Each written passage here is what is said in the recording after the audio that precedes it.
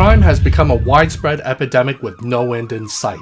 Never-ending crime has and continues to destroy property, neighborhoods, livelihoods, and even lives. Very few people are immune to the effects of crime. Whether you are rich or poor, you will be affected by crime. Crime is everywhere, but crime is more potent and dangerous in some areas than others. The underlying reasons for crime are complicated issues. There is no single solution which fits every situation. To be clear, I am not here to rail on any politician, political party, or any government agency, but something more has to be done to pull back the rising epidemic of crime. Absent that, we as citizens are going to have to decide how we will respond when ongoing crime remains a threat to our property and lives. Criminals are often winning and taking over many areas, destroying property, neighborhoods, property values, and even lives in their wake. Over the years, I've been the occasional victim of crime, and I can tell you it feels crappy and invasive every time it happens. Some of it was petty crime, like when a kid broke my windshield or when someone took something from my car because I forgot to lock it, or when someone in my circle of acquaintances stole a tablet from my computer bag when I wasn't looking. Over a decade ago, my residence was burglarized. A couple years later, I was burglarized again. It was after that point I took more extreme measures to secure my residence with security doors and cameras. But I live with the uncertainty that I can be a victim of crime no matter where I'm at. Now, to be clear, I am more sensitive about crime in some areas more than others. A few years ago, a neighbor also had their home burglarized. Another time they had items taken from their carport. I tried to tell my neighbor to install more lighting and security cameras, but they have chosen not to do anything different. I personally think that is foolish. Today, Amazon packages are routinely stolen from people's front door throughout the nation. Cars are brazenly being broken into to steal packages. YouTuber Mark Rober has illustrated this with his Glitter Bomb series of videos. Organized thieves, both minors and adults, now go into stores as a gang in front of everyone to loot an entire store, taking everything they can carry. This is happening in broad daylight, and store employees are forced to stand and watch. Really? This is insanity and borders on anarchy. This has led to unprecedented closures of many stores, depriving entire neighborhoods of essential goods and services. And who can blame them? My cat Lexi is really fussy about her food. She doesn't want stores that carry her favorite food closed due to looting. She hopes you will swipe or claw that like button to spread the word of this video to get the word out. If large chain stores are closing stores due to financial losses due to organized theft and flagrant looting, what chance does a small business owner and entrepreneur have? If I was a business owner of a store and was victim of a gang looting in broad daylight, why would I want to continue serving in that area? I would pick up and leave so fast and would not look behind me. It's commonly known that when home buyers are looking to move and buy a home in a new area, one of the first questions they ask is, how is crime in this area? Is it safe here? Most real estate agents have been trained to not directly answer those questions for fear they will be accused of steering. They will likely refer home buyers to a website, some article, or even the local police. Unfortunately, the information is so generalized they are hardly useful. Ironically, in order to get direct answers, you have to ask these types of questions to anyone except a real estate agent. This is nonsensical to me in situations where a real estate agent may have an informed answer or opinion. Citizens are left wondering what the crime and safety rate is for a neighborhood they are considering. Many home buyers and real estate investors might not know until it's too late after they have purchased the property. Ask me how I know. The real estate sales industry will likely never change their ways, so ordinary citizens will have to be creative and resourceful to figure out the crime situation for themselves. They're going to have to go ask people who are not vested in selling you a house. Residents in the area know which cities have a good reputation for safety. There is a police officer who I occasionally speak with. He tells me he is happy working in the Johns Creek area. He tells me the stuff he has to deal with in Johns Creek is nowhere close to the harsher crimes in Albany, Georgia, where he was from. He tells me he encourages his officer friends to get out of the dangerous cities like Albany. He said it, not me, and to be an officer in safer cities. So basically, even police officers want to get out of dangerous cities for their own livelihood and personal well-being. It isn't worth it for them, but they don't publicly talk about it. They know where the dangerous areas are because they connect with other officers and they talk shop. Now, Chicago's South Side has a horrible nationwide reputation. I've only ever visited Chicago once 25 years ago, and I was nowhere close to the South Side. The city's South Side has such a horrible reputation,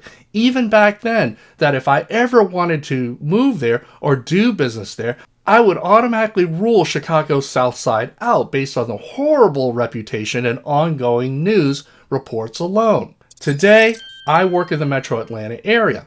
Even when I wasn't working here, I visited the Metro Atlanta area frequently. Over the course of time, I found patterns to the city. For example, there was a general reputation for being inside the perimeter versus outside the perimeter. I knew there were a lot of Asian minorities and businesses in the northeast section of Metro Atlanta. I know this because this is where I would go for Asian groceries and enjoyed a lot of authentic Asian food. A friend of mine who owns a building in the northeast Atlanta area told me how many of the Asian population and businesses started quietly migrating 20 years ago. They slowly migrated into the Duluth area in Gwinnett County. This certainly matches my own observations over the years. She tells me the migration came at great cost to DeKalb County. The people who could move and wanted to move did move. The people who couldn't move or didn't want to move were left with what was left behind. What you should know is people often migrate quietly. Migration is more than a couple of families moving. Migration happens over a longer period of time. Some people sense it and respond to it. Others don't know it's happening or they ignore the signs. The overall pattern of migration doesn't become apparent until one day after several years have passed that suddenly people realize that something has changed. I saw this in the Orlando area when I was young. We were living in a middle-class neighborhood in South Orlando. Over time, that part of South Orlando we lived in is now considered a rough area I would warn my friends away from. Wherever I am, I pay close attention to small indicators. I have a good idea of what to look for because I've visited many cities over the years. But a lot of people often chalk up small indicators as an isolated incident. They don't think anything of it. Sometimes they are right, but oftentimes they are wrong. For example, as I make this video, residents of the affluent Buckhead community are up in arms.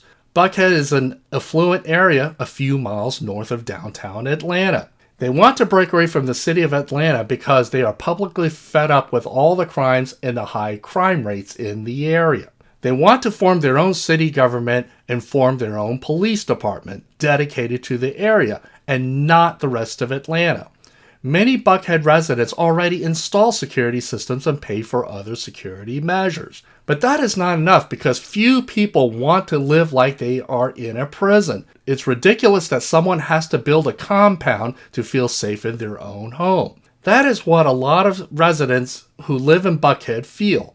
I really can't blame them for feeling this way. The sad truth is that Atlanta's reputation for high crime rates has not diminished in the last 20 years. If anything, Atlanta's reputation for crime has gone up over the years. Many people who live in the suburbs of Metro Atlanta dread going into downtown Atlanta area. Part of it is the distance, the traffic, and the hassle. No question about it. But the other part is that they have no desire to deal with the criminal and unsafe elements that permeate the area. The highly publicized move for Buckhead citizens to break off from Atlanta has only worsened Atlanta's reputation for crime and lack of safety. Atlanta has long been known for its urban sprawl. This will not stop anytime soon, as people who want to feel safer move out of the central Atlanta area. This has happened before, and this will likely happen again. Buckhead has the advantage of convenient location being relatively close to downtown Atlanta. It was a cool area to be in. Most Buckhead residents are affluent and have the ability to move away if they choose to. But many hardy citizens of Buckhead are digging in. They refuse, at least for now, to be run off from their preferred place of residence and doing business. And who can blame them? Who wants to be run out? They don't want to move to the outskirts of Metro Atlanta if they don't have to. They want to do something about it. They are doing their best to find a way to protect and defend their area, but it doesn't look like a promising effort. I understand both sides of the issues. I am not taking a position either way, but I understand the residents' plight. If I were in their shoes, I would have strong feelings too. The reasons are complicated why Buckhead will be unable to break away from Atlanta, but suffice it to say, it is unlikely to happen. If and when that time comes, when their patience runs out, the citizens of Buckhead will have to decide what to do next. Will they continue to fight with the city to protect and defend their area, or will they simply concede and say to themselves, this shit isn't worth it, I'm taking my money, my stuff, and getting the heck out of here? These residents have options, and there will be many people who will help them get out when they are ready, and they will have a lot of sympathetic ears. The residents of Buckhead are smart and well-resourced people. I am sure most residents have a backup plan and they are talking to people. If and when enough residents of Buckhead get fed up and decide to move away, the reputation of Buckhead will then be sullied. Buckhead will slowly change and erode if something isn't done. It is entirely possible over the course of the next 10 to 20 years, Buckhead will become a different type of area if crime is not brought under control. The situation pertains to many areas besides Buckhead. I'm only using Buckhead as an example of many citizens' plight. The Buckhead of 20 years ago is certainly not the same as it is today. If crime, criminals, and gangs continue to expand and proliferate, Buckhead will eventually regress.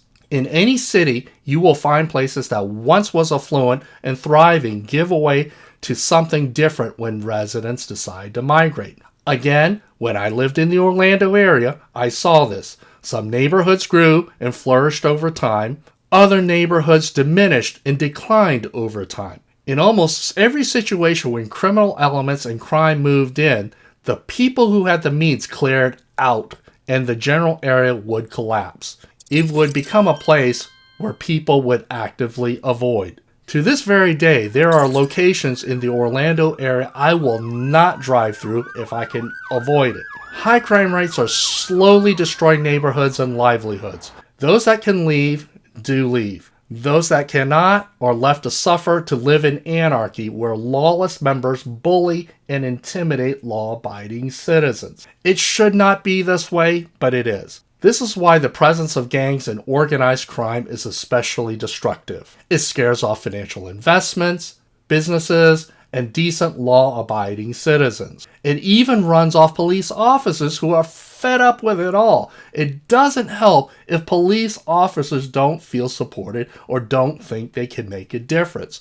Money, people, investments, and opportunity all migrate to safer areas of a city. Unfortunately, I am not optimistic that the crime epidemic people are experiencing is going away anytime soon. If anything, it has continued to grow and thrive. Los Angeles, New York City, Philadelphia, Portland, and many large cities have horrible national reputation when it comes to their crime rates. Recently, Portland has become one of those cities that have a horrible reputation where criminals flagrantly commit crimes, loot stores, and damage property. Now, I'm not saying that all of Portland is that way, but Portland now has a national reputation problem which will run off investors and homeowners alike. As recently as 10 years ago, I didn't hear much about Portland from the East Coast, but now I am horrified by some of the news stories coming out of Portland. Fairly or not, there are areas that have perpetually bad reputations when it comes to crime and safety.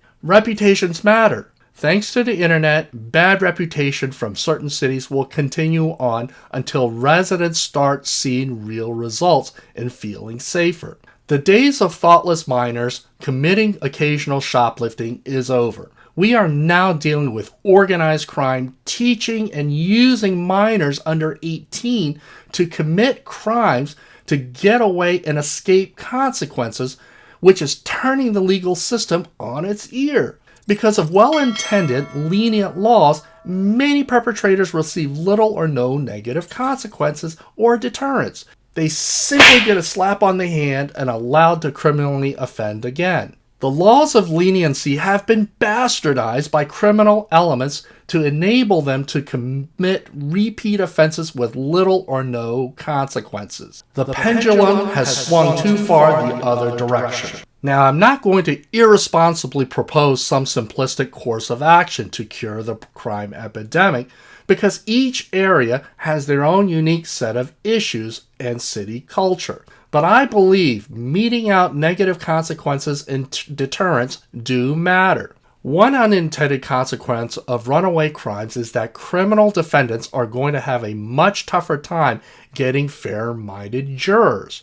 More and more jurors will have personal experiences of run-ins as crime victims, and there will be less leniency. When I was called into jury duty on a criminal case a few years ago, I made no secret that I had been a repeat victim of property crimes. I also have strong feelings about punishments and deterrence for repeat criminal offenders. I'm not going to pretend that I don't. It isn't surprising that I was not chosen for the criminal trial. I cannot imagine I would ever be selected for any jury over a criminal matter based on my own personal experiences. But I am far from alone in how I feel. Quite simply, people from all walks of life, rich or poor, no matter where they live, they are sick of the epidemic of crime going on today. This is why fighting crime has become a hot political issue again. I cannot cure the crime epidemic, but the advice I would give to ordinary citizens is to take the time to do your research and keep your ears to the ground on where people are migrating to. Learn where the problem areas are. Befriend a police officer. A lot of this information, unfortunately, goes unpublished, gets buried, or otherwise hard to find. When you are done with your research, take your money, take your things, and get the heck out of areas where crime has taken root, especially the crime-infested areas. Get out while the getting is good. Don't wait until it's too late. Don't be at the tail end of a migration trend. Don't put yourself, your family, or your livelihood at risk. As far as I'm concerned, when property crimes and drug crimes start getting out of control, life-threatening crimes are not far behind. I will always commend and respect those that choose to hold their ground and fight back. But I'm a pragmatist. Sometimes it is easier to leave dramas behind than trying to fight it. Life is simply too short, in my opinion. We have to pick and choose our fights. To me, many times it is easier to get the heck out than put up with the crap.